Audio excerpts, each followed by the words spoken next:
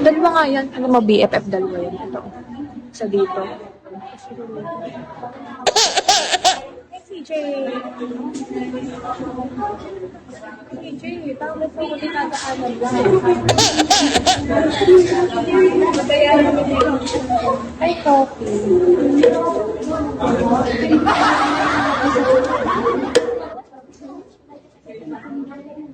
50% magkaano na ako, mag-e-end. Palabat na ako. Totoo, halata nga eh.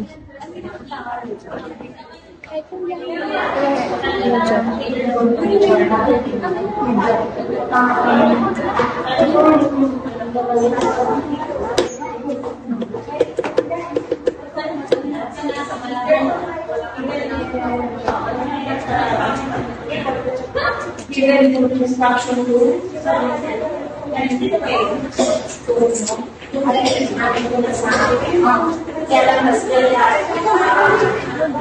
To discuss on how to do so we will learn training. Working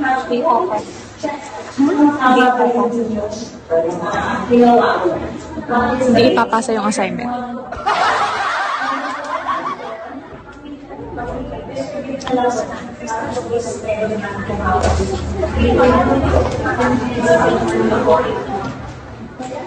Mahilig ka ba sa lemonade?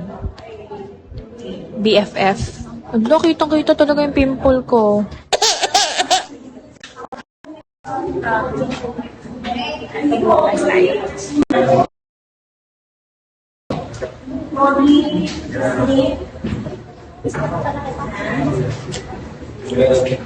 Ba't yung akin wala?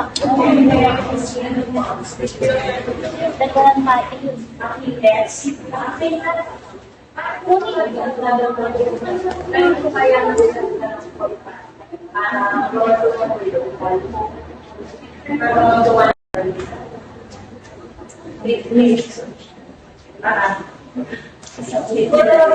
Same way with horizontal and vertical.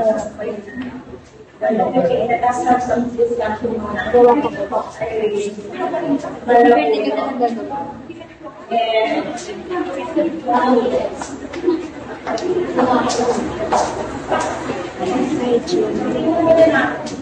Naiihi na ako.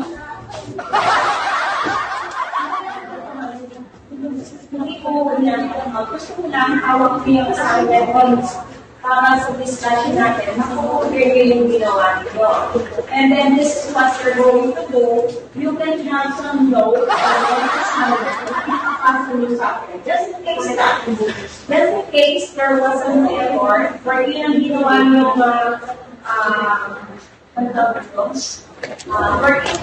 ang ginawa ng subtraction is na yung inyong last year, ang ginawang base year ay yung previous year.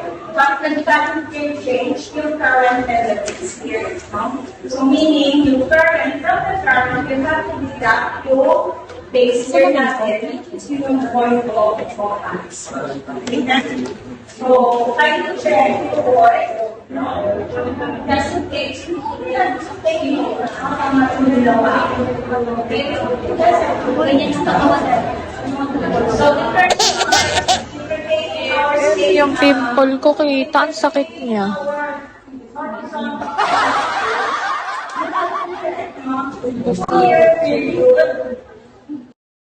Working, of course, ang base year.